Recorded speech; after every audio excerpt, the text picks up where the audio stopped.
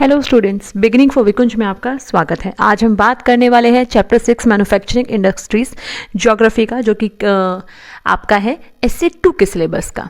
तो इससे पहले की जो वीडियोस है, लाइक क्या है आपका एग्रो बेस्ड इंडस्ट्रीज वगैरह के बारे में हम अपनी पहले जो वीडियोस है उनमें पढ़ चुके हैं। तो आज हम बात करने वाले हैं मिनरल बेस्ड इंडस्ट्रीज़ के बारे में। तो आइए शुरुआत करते हैं। अगर मिनरल बेस्ड इंडस्ट्रीज़ की बात करें तो बेसिकली ये वो इंडस्ट्रीज़ होती हैं जिसमें क्या है, जो रॉ मटीरियल है उसके लिए हम क्या करते हैं, मिनरल्स या फिर मेटल का यूज़ करते हैं। जो डिफरेंट काइंड ऑफ मेटल्स हैं या फिर जो मिनरल्स हैं उनका यूज़ किया जाता है एज अ रॉ मटीरियल किसी भी चीज़ को बनाने के लिए। ठीक है, तो उन इंडस्ट्रीज़ को हम क्या बोलते हैं, मिनरल बेस्ड इंडस्ट्रीज कहते हैं। तो इसमें सबसे पहले जो इंडस्ट्री है उसकी बात करते हैं, जो कि आपकी आयरन एंड स्टील इंडस्ट्रीज। ठीक है, आयरन एंड स्टील इंडस्ट्री आप ये कह सकते हो कि एक बेसिक इंडस्ट्री है जो कि बहुत से अदर टाइप ऑफ जो इंडस्ट्रीज है ना, ठीक है, उनके लिए क्या करती है, ये एक बेस का काम करती है। लाइक हैवी, लाइट, मीडियम, किसी भी तरह की जो इंडस्ट्री है उसके लिए क्या है, एक तरीके से ये बेसिक इंडस्ट्री होती है। आयरन एंड स्टील इंडस्ट्री की अगर हम बात करें तो किसी भी कंट्री में इन इंडस्ट्रीज़ का जो इंपॉर्टेंस है वो अपने आप में ही बहुत ज़्यादा हो जाता है, क्योंकि इसकी ज़रूरत हमें डिफरेंट काइंड ऑफ या फिर कह सकते हो वेराइटी ऑफ चीज़ों को मैन्युफैक्चर करने के लिए ज़रूरत इसकी पड़ती है। अगर हम स्टील की बात करें तो स्टील का जो यूज़ है वो अलग अलग चीज़ें बनाने के लिए बहुत ज़्यादा किया जाता है। अगर हम देखें तो इसका यूज इंजीनियरिंग गुड्स बनाने में किया जाता है, कंस्ट्रक्शन मटेरियल बनाने में, डिफेंस में, मेडिकल में, टेलीफोनिक में, साइंटिफिक इक्विपमेंट बनाने में और बहुत सारी कंज्यूमर गुड्स बनाने में स्टील का यूज हम करते हैं। अपने आसपास देखते होंगे बर्तन वगैरह है, बहुत सारी चीजें हैं जो हम यूज करते हैं। ठीक है, तो आयरन एंड स्टील का तो ये कह सकते हो कि बहुत ज्यादा मैक्सिमम यूज किसी भी कंट्री में किया जाता है। इसके बाद अगर हम देखें तो जो प्रोडक्शन एंड जो कंजप्शन है ना, उसी से पता लगता है किसी भी कंट्री के डेवलपमेंट का। यस, कैसे, किसी भी कंट्री में कितना आयरन एंड स्टील जो है एक तरीके से जो प्रोड्यूस किया जा रहा है उससे पता लगेगा उसके डेवलपमेंट का। इसके साथ साथ वहाँ पे यूज़ कितना हो रहा है, क्योंकि अगर यूज़ होगा तभी तो उस कंट्री का डेवलपमेंट होगा। आप रोड्स बनाएंगे, ब्रिजेस बनाएंगे, हॉस्पिटल्स बनाएंगे, स्कूल्स बनाएंगे, मतलब दैट मीन्स कि आप कुछ भी यूटेंसिल्स हैं, इक्विपमेंट्स हैं, मशीनरीज हैं, कुछ भी आप बनाते हैं ओवरऑल, तो उसमें कहीं ना कहीं आपको इन चीज़ों की नीड होती है। ठीक है, तो काफ़ी हद तक कितना हमने उसको कंजर्व किया है, यूज़ किया, उसका कंजप्शन किया है, उसी से किसी भी कंट्री के डेवलपमेंट का पता लगाया जा सकता है। आयरन एंड स्टील का एक टाइप से हैवी इंडस्ट्री है बेसिकली अगर हम कहें तो। वैसे तो इसमें बहुत सारी टाइप है, लेकिन ये एक टाइप की हैवी इंडस्ट्री है। क्यों? क्योंकि इसमें जो रॉ मटेरियल यूज़ किया जाता है वो भी हैवी है, दैट मीन्स आयरन ओर वगैरह। ठीक है, इससे जो फिनिश्ड गुड्स बनाई जाती हैं वो भी हैवी होती हैं। ठीक है, एंड बल्की होती है। और इसके अलावा इसके जो ट्रांसपोर्टेशन कॉस्ट है वो अपने आप ही हाई हो जाता है, क्योंकि इसके लिए चीज़ों को क्या एक प्लेस से दूसरे प्लेस पे ले जाने के लिए हमें ज़्यादा पैसे खर्च करने पड़ते हैं। ठीक है, हैवी ट्रांसपोर्टेशन की भी ज़रूरत पड़ जाती है।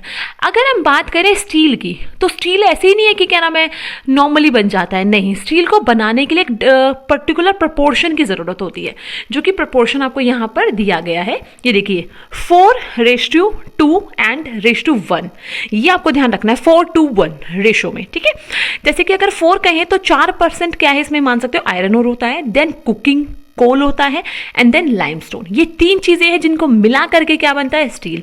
इसके अलावा इसमें मैग्नीज को ऐड किया जाता है स्टील को थोड़ा हार्ड रखने के लिए, जिससे कि जल्दी ना टूटे। ठीक है ना, कहीं टूट फूट ना जाए, मुड़ ना जाए, इन चीज़ों से बचाने के लिए क्या है, इसमें मैग्नीज को ऐड किया जाता है। ठीक है, अब बात करें अगर कि स्टील प्लांट होते कहाँ पे हैं। बेसिकली स्टील प्लांट्स वहाँ पे एस्टैब्लिश किए जाते हैं जहाँ पर एफिशिएंसी हो, किस चीज़ की, ट्रांसपोर्टेशन अच्छा हो, प्रोडक्ट्स को एक प्लेस से दूसरे प्लेस पे ले जाना आसान हो। ठीक है, नेटवर्क अच्छा हो, distribution of market and consumer, that means कि किसी भी चीज़ को लाना ले जाना, कंज्यूमर्स तक, मार्केट्स तक पहुँचाना आसान हो। ठीक है, एक रिपोर्ट के अकॉर्डिंग अगर हम देखें, आपकी बुक में ग्राफ भी दिया हुआ है। ठीक है, तो आप उसको देख सकते हैं, मैं आपको वीडियो में ज़रूर अटैच करके दूंगी। उसके अकॉर्डिंगली 2016 के अकॉर्डिंग इंडिया में अगर हम देखें, जो क्रूड स्टील है ना प्रोडक्शन, उसका कितना है 95.6 million tonne crude steel produce किया जाता है इंडिया में, और इंडिया इसमें वर्ल्ड में तीसरे नंबर पे आता है। ठीक है, और यहाँ पर अगर वर्ल्ड में पहले नंबर की बात करें तो स्पंज आयरन प्रोड्यूस करने में इंडिया पहले नंबर पे आता है। ठीक है ना, क्रूड स्टील का ही यूज़ क्या है, डिफरेंट काइंड ऑफ थिंग्स बनाने में किया जाता है बेसिकली। इसके अलावा अगर हम देखें जो पर कैपिटा कंजप्शन है ना, वो कितना है 63 kilogram per annum, that means कि 63 किलोग्राम के समथिंग क्या एक तरीके से साल भर में यूज किया जाता है। एज कम्पेयर टू अगर वर्ल्ड में देखें तो 208 किलोग्राम है ये चीज़। ठीक है ना। तो वर्ल्ड वाइड अगर हम देखें तो 208 किलोग्राम पर एनम के तौर पे क्या है जो आपका स्टील वगैरह है वो यूज़ किया जाता है। लेकिन ये जो चीज़ है ना बहुत ज़्यादा कम है, क्योंकि आप देख रहे हो प्रोडक्शन में तो हम तीसरे नंबर पे, कंजम्पशन में इतने कम है। दैट मीन्स कि हमारे इंडिया में डेवलपमेंटल वर्क उतना ज़्यादा नहीं हो रहा है। ओके, दैट मीन्स जितना कम डेवलपमेंटल वर्क होंगे उतना ज़्यादा कम कंजप्शन होगा, और कंजप्शन तभी हमें कम देखने को मिल रहा है।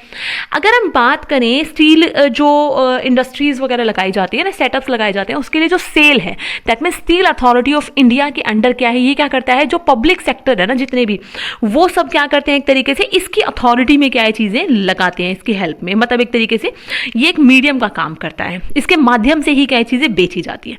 इसके अलावा जो टिस्को है ना, वो टाटा स्टील के नाम से क्या करता है, अपनी चीज़ों को बेचता है। ठीक है, टिस्को टाटा स्टील के नाम से अपनी चीज़ों को बेचता है। अगर हम देखें, हमने बात की कि इंडिया क्या है, तीसरे नंबर पे है जो स्टील है उसको प्रोड्यूस करने के मामले में, बट चाइना लार्जेस्ट प्रोड्यूसर है स्टील को प्रोड्यूस करने में भी, एंड कंज्यूमर भी है उसका, और कंजप्शन में भी क्या है, सबसे आगे है।